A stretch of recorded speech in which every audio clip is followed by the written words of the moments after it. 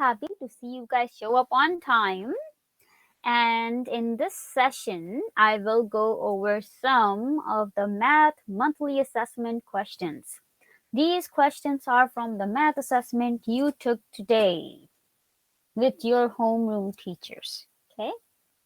Link to the Nearpod is in the chat at this time. Please go ahead and join. Also, this session will be recorded in case somebody would want to watch it later so they can learn how to do the questions. This is how question 1 looked like. The question says Chad will have new carpet put on the rectangular floors of 2 rooms in his house. Remember, there's some keywords. The keywords in this question. This person has 2 rooms. Their shape of a rectangle, right? So one floor is 12.5 feet long. So this is one floor. The other floor, for example, if you want to sketch out this first floor, you can sketch it out so you know how room 1 looks like. And you can write down so you can see a good picture of it, right? So this is room 1. And one dimension of room 1, because they're saying long, this long tells me length, right? So I'm going to go label the length as 12.5, or I will say 12.5. Same, right? 12.5 is 12.5. Then, and the other floor is 15.75. Seems to be a little bit more longer room. And this is room 2. We will label it so you can clearly see what the question is saying. And again, if you see the word, what does it say? Feet long. Again, they refer to length. The other floor is 15.75. As a decimal, 15.75 is 15.75 is 3/4. 25, 25, 25, and 3/4 is 75. This is what they have just said. There are 2 rooms.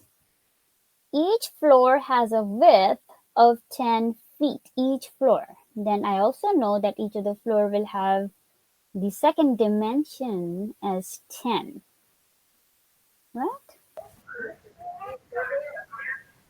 As you join the session, make sure you are on mute so we don't distract the class. Now the question is saying, what is the total area in square feet of the new carpet? Remember, this person wants to carpet these 2 rooms. Before answering this question, I want to know, when you read this question or you read it now, how do you feel about this problem? Is it too easy? Kind of easy? Or normal? Kind of hard? Or just too hard? Make sure you mark this on your slide so I may get a feel of how you feel about it. Emiliano, very good with that. Dion, I got you. People, please join Nearpod. No problem. Please join Nearpod so I can see your work and I can give you feedback. Maddie, Anthony, make sure Nearpod is active and you're working. Okay, so these are the 2 rooms they want to carpet. They gave you dimensions. People, go ahead, work it out. And then we will see what kind of answers we get and we can compare. Also, tell me, how did you felt about this question? I didn't put in the red, yellow, and the green colors this time in my slide. I put in these expressions so I can get a feel of how you felt about the test. So when I have another math monthly assessment in March, I can design the test according to your feedback. Some questions might seem to be quite reasonable to me, might not seem reasonable to you. So it's like a nice, good feedback to me. Emiliano, I agree to you. Very good. And here I see Landon. Very good, Landon.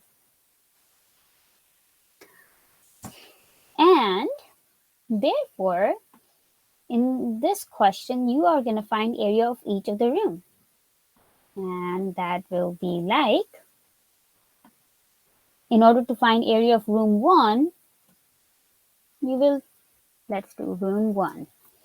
How do you find area of a rectangle? You'll do base times height or length times width, right? And for room 1, those two dimensions are 12.5 times 10. And that gives you an area of 125. And definitely all the measurements are in feet, so I'll say square feet, like a small 2 on top. Square feet. Then, and you see answer choice A was so misleading. Answer choice A is just area of room 1, but that's not how much carpet we need. We need carpet for both rooms. Then I'm going to go find area for room 2. I'm going to go use the area formula that we know, and we'll multiply base times height. Base of room 2, 15.75. Height again, 10. Multiplying by 10, you really don't multiply. You move a decimal over, you get 157.5. 157.5 is answer choice B. Still an incorrect answer because we want total. Find total carpet, you will add the two areas up. 125 plus 157.5. And that gives you the total. Okay. And that gives you an answer choice that is answer choice C, 282.5. People, as you're going to add these two numbers, remember to add the whole numbers and then put 0.5 by it because one of the numbers have a decimal. That's how you add whole numbers. You add whole numbers and then you can just put the decimal right there. Basically add 125 and 157. You get 282. Then there was a 0.5. I just put a 0.5 to the final answer.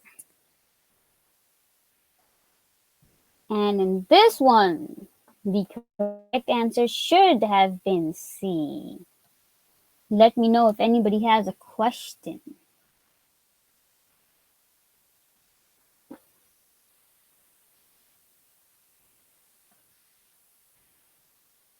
Any questions? Okay, there are people in our class who will just tell me the final answer. Right? If you needed credits for this particular question, you need to show me some amount of work so I understand that you understand the problem. Then you're able to earn some credits. Okay, let's go ahead and move on to question 2. Question 2 was about graphing. And they gave you a scenario. James buys 4 pens for $3. Which 3 points lie on the line that best represents the total cost, Y, of X pens? So you need 3 points here. Get started. Also tell me how did you felt about this problem. Go ahead, people, get started. Remember, my eyes are on your slide, so I can give you feedback. We need only 3 points on the graph to represent the scenario that James buys 4 pens for $3.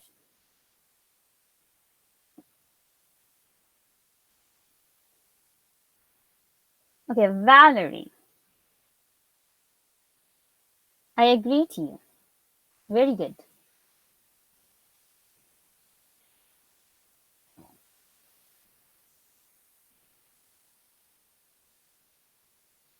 Ava, very good.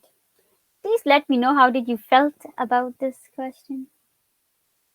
Landon, these are exact same questions you took in the assessment this morning. In fact, right before this session, right?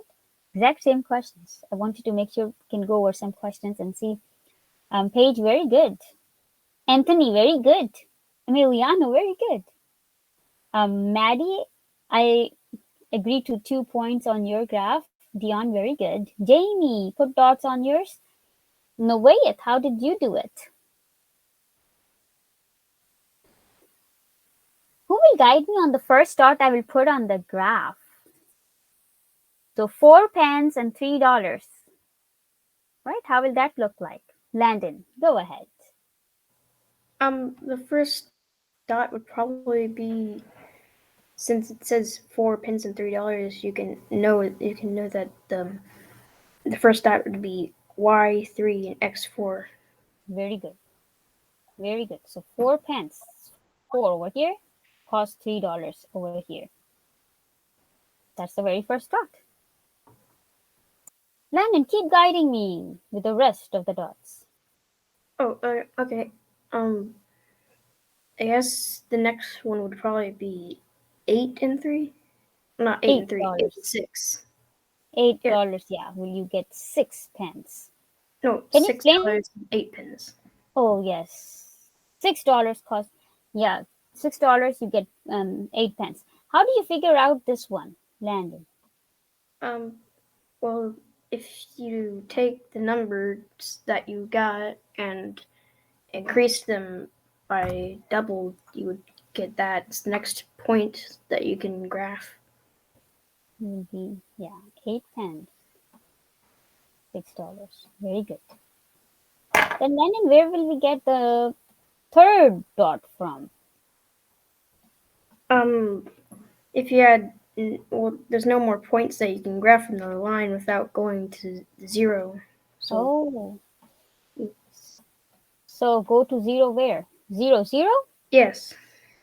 What does the 0, 0 point represent? No pins costs no dollars. Very good. Excellent, excellent. People who are watching the recording or people who are in class right now, if you didn't do well on this particular assessment for any reason, you can always redo these questions on a sheet of paper, send me the answers, and I'm going to give you the points back. Landon, very good, very well explained. And people, you can clearly see if you connect the dots and they will make a straight line. Oh, that is not the kind of line I would want. I want a fine line. So if you will try to connect them, they will end up making a line. Remember, this line graph keeps going on and on and on. Valerie?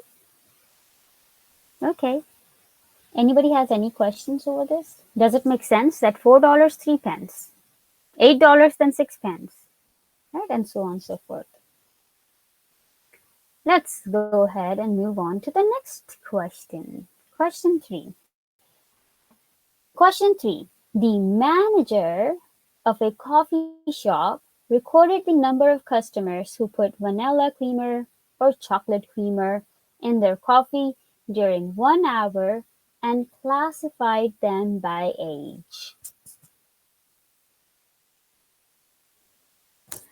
The results are shown in the table. It's important that you know how to read, right? This particular table. So if we talk about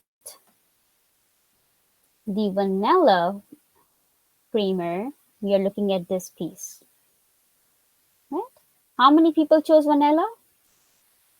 Maddie, I will post the results on Friday in your math grade book. If you need it earlier, you will send me an email and I'm going to send your score to you. How many people ordered vanilla? Very clearly, right? You can tell that 6 people ordered vanilla. How many people ordered chocolate? You should know how to read these tables, right? 6 plus 8 people. And we can say that 14 people ordered chocolate. I can also make a good conclusion here that the total number of people were 20, right? And the total number of people were 20. How? 16 plus 14 is 20. Right? So this is all we know about the question. The question is asking us what percentage of these customers put chocolate creamer in their coffee during this hour. So our focus will be on the chocolate creamer. and you want to find as a percent. Go ahead, try to figure it out. And this is nay it. Nay it. Try again. The question is saying percent. It didn't say how many people, but they're asking what percent. Paige, I agree to you. Emiliano, I agree to you. Dion, I agree to you. Also, let me know how do you feel about the question. No, wait. I would say they're asking you for percent. Think about it. Consider the word percent. Percent is a Landon, I agree to you. Percent is a number out of 100. Right now, Novayat, 14 people chose chocolate out of 20. Let's see how as a fraction I can put it together. So if I'm going to keep my focus on these people who ordered the chocolate one, right? I can say that 14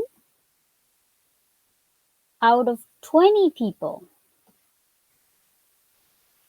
ordered used the chocolate creamer, right? Any questions on this? Can I also say if I half the fraction, if I half it, can I also say that 7 out of 10 people as a fraction? It can also say like 7 out of 10 people probably ordered chocolate.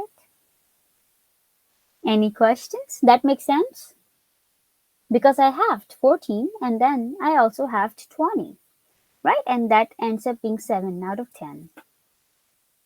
Then, because I have learned percents are out of 100, can I just times my fraction by 10 and I can also conclude that 70 out of 100 people will choose the chocolate flavor. Right? Like how I use the fractions. I divide by 2. I got 7 tenths. 7 tenths times 10, right? 70 hundredths. 70 hundredths mean, what does the 70 hundredths mean? It means out of 100, it is 70. So as a percent, it's got to be 70%. And therefore, answer choice C was the correct one. Answer choice C was the correct one. Jamie, very good with that. Ava! Ava, really? You chose 14%? 14% was so trippy? Yes, Faith. This is the most pick. Very good, very good. So as we go over the questions, you will automatically know how you did on the assessment, right? There's some questions that probably tricked you. And also let me know how you felt about this question when you looked at it. No, wait, I agree to you. Valerie, I agree to you. Anthony, 70%, and see how I worked it out.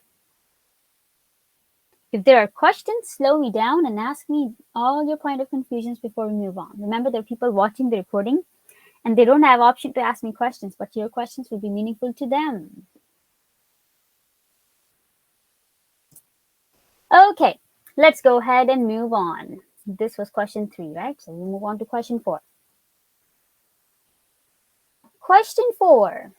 Got to be a very reading question. Ava, percent is a number out of 100. It is not out of a number out of 20 or something else. Now you will remember that, right? And remember, this is a 7th grade. This is a 7th grade test. And none of the questions will just ask you random addition. No. Unless it asks you multiple steps, definitely it is not a 7th grade test. It will ask you multiple steps. 14% could not have been the answer. How come the teacher will just ask you to add? You're in 7th grade, right? And the question's going to be rigorous. A bookstore offered mystery bag, each containing 12 books. The quantity of each type of book was the same in each mystery bag. A shopper bought 3 mystery bags and found that 6 books were spy novels. Now the thing is, I'm gonna go divide this part a little with where they say end, because I will use this information over and over. And I'm gonna also split this into 2 parts. Why? It tells me that 3 mystery bags contained 3 mystery bags and found 6 books were spy novels. In 3 bags, total of 6 books were spy novels. And it is important that you can see some patterns in the question. Can I also say then, if in 3 bags there are 6, what can I say about 6 mystery books? Let's go ahead. I'm going to go write that. So if I have probably 6 mystery books, how many will you predict? If I have 6 mystery bags, how many will you predict to be spy novels? If in 3 mystery bags there are 6 spy novels, Ava, good. Then I will double it and I will say that there are probably 12 spy novels. Right? And we can keep doing that. But now we will further read. Based on this information, which prediction can the shopper make about buying mystery bags in the future? There will be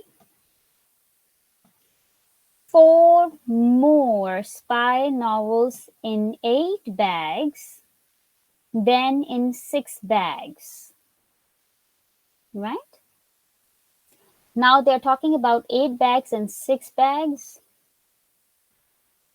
So let's go ahead and find that out. So I'm going to write down here, we have for 6 bags, it's 12 novels. I don't have for 8 bags. Can someone help me? How many spy novels are there in 8 bags? In 8 such mystery bags, how many spy novels? Eva, how do you know it is 16? It is 16. How did you guys figure out it will be 16? 16 of the spy novels. People, each time spy novel is twice. Spy novel each time is twice the number of bags, right? This is how the relationship is going on. There seem to be twice. Very good, Emiliano. So are there 4 more spy novels? Look at this information. Do you see that there are 4 more spy novels? Spy novels we put on this side, right? So are there 4 more? That means 16 minus 12. Yes, it does tell you that there are 4 more spy novels. If you buy 8 bags, then you buy 6 bags. So you get 4 more, 4 extra spy novels. Without even going further, answer choice A looks good. Very good, Ava.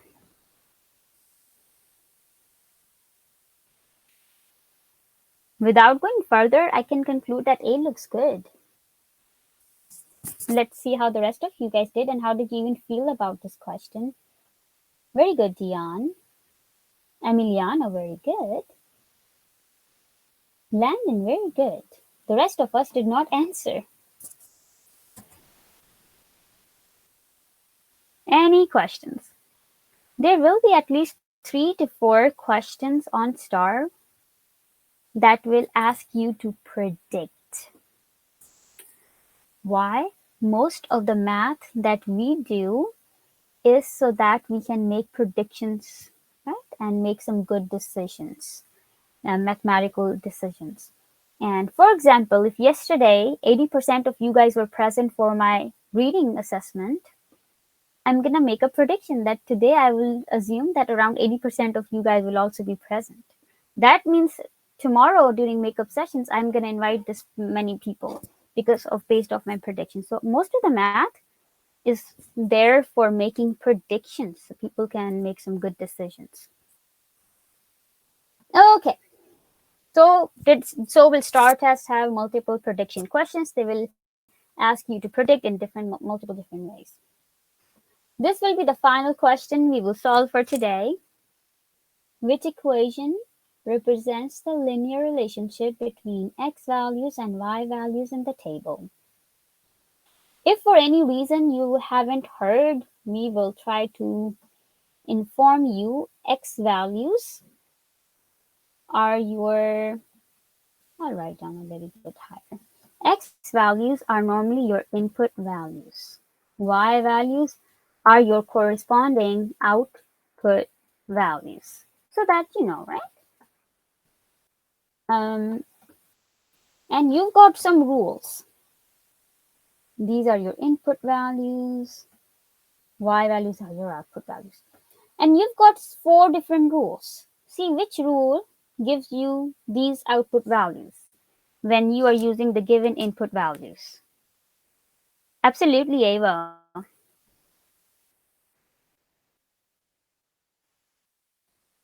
First week of May, Dion. Okay. Go ahead, people. See which rule works. And this is question 5. Dion, I will, Emiliano and Valerie, I agree to you. But Dion, I'm going to try out your answer choice. Okay. I'm going to try out answer choice A. And in fact, the typing tool will come very handy. So we do A. Answer A says the equation is y equals 2x plus 12. This is equation A, right? And that means y is the output. If I try this output, I'm going to try one easy input output, okay? And see if the rule is working. My easy input output. In this one, when my x is 1, my y should also be 1, right? This is what the table says. Everybody agrees? The table says when x is 1, y should be 1. And let's try out this rule 2x plus 12. The rule says output y is supposed to be 1. Output y is supposed to be 1. When x is also 1. So I will do 2x. 2x means 2 times 1. Because x is 1. So I replace x, right, with 1. So 2x means 2 times 1, then plus 12. Is it working? You guys think this rule is working over here? That 1 equals 2x, that is 2, plus 12. It does not work. Because it is 14, yes. This side gives you 14, the other side just got a 1 and they are not equal, right? So A doesn't work.